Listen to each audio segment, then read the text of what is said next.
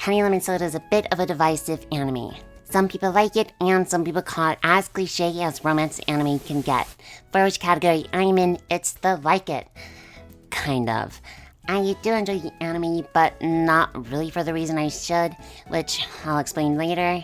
But I agree with a lot of the points the Don't Like It side says. Like how the main character has no spine at all for the first 75% of the anime, and that makes it unbearable to watch. But let me explain everything in Honey Lemon Soda. So why is the first chunk of this anime so unbearable? That really comes down to how the characters are. Ishimori Uka, the main character and heroine of this love story, has zero spine. And this anime is full of secondhand embarrassment, constantly filling up this randomly paced anime. So, secondhand embarrassment. Scenes upon scenes that, even though you have no involvement in any scenario, you are still cringing from just watching it all play out in front of you. Like, right here. This classmate says he wants notes as a joke. Then Ishimori, trying to read the room and being a nice person, offers hers, only to then be told that it was a joke and that she can't read the room. This is supposed to be a romance, not even a rom-com, so we're supposed to feel sweetness while watching it. I don't want to see something that makes me cringe, like this cringe line of Mira, the main love interest, calling Ishimori a gemstone because her name Ishi means stone. I was honestly expecting a better line than a bad joke, but that's what we got. That'd be like biting into a cupcake and getting a mouthful of salt instead of sugar. But in every moment, even some of the really wholesome ones, where you expect to feel the warmth, is replaced by pure cringe. There was this actually sweet section where Ishimori stands up to her dad for being overprotective, which, don't get me wrong, that whole episode, though horribly paced, was really good.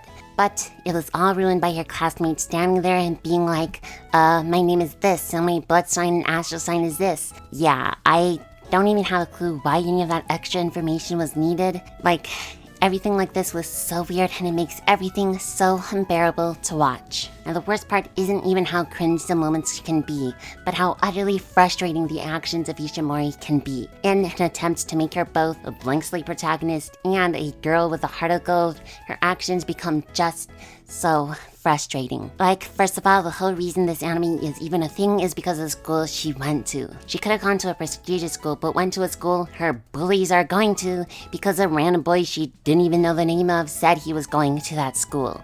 Just terrible. And over, she just makes some stupid decisions. Like right here, she isn't even fully friends with this girl, but she jumps in front of a slap for her instead of, blocking it, and then says, "Don't worry, I'm used to it." Why would anyone be like, "Oh yeah, that's a good idea. Let's have our character do that"? I don't even know. It's just so terrible. So she goes to her bullies and just talks to them for no reason and smiles at them, trying to make peace or something. The bullies say her presence itself is what's annoying, so that's why they bullied her. And honestly, at this point, I kind of agree with them on some of those points. That's a joke, but what I'm trying to say is that her actions are just so annoying.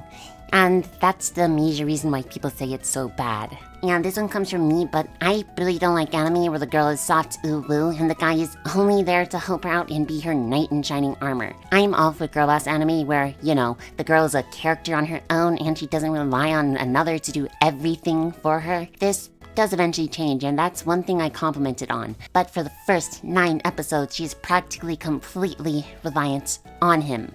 Yeah, after saying all of that, why do I seem to like it? Just like the title, Honey Lemon Soda and Love, everything is a bit sour and a bit sweet. So this anime isn't only full of the terribleness I mentioned above.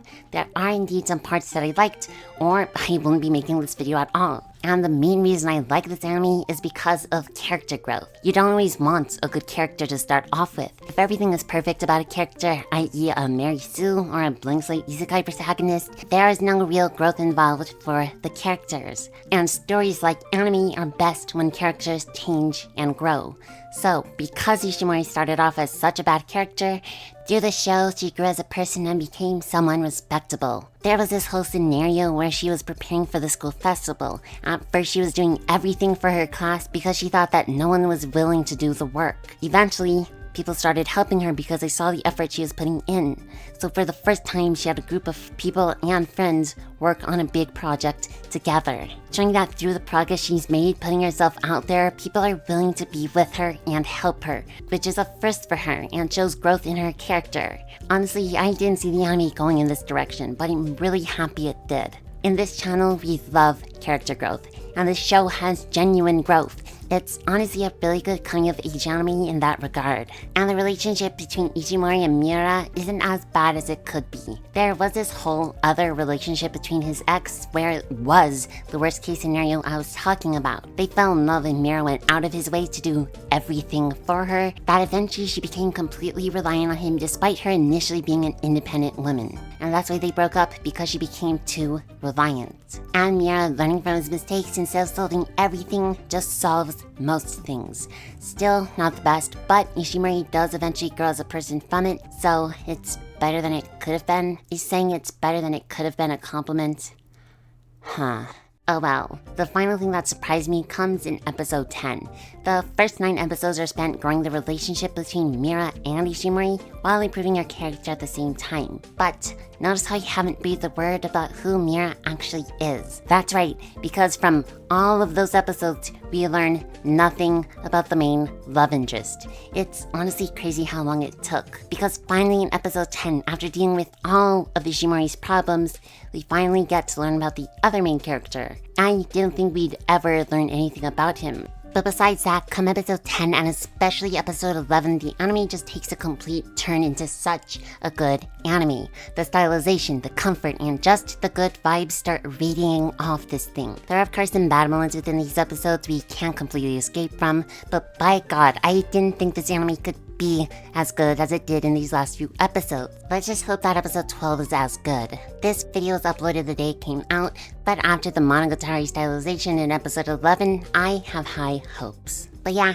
that's about it. This anime is only really worth watching if you enjoy slow character growth, especially from shy girl with no friends to someone who can read the room and has friends. But at that point, you can just watch from me to you. If what I said above doesn't meet your taste, this anime is definitely not for you. I just found this anime super adorable at parts, and I did actually like it despite all my initial chagrin. But yeah, that's about it. Hope you enjoyed this video. If you did, you can subscribe if you want. But anyways, I'm Ayaneli, and bye-bye.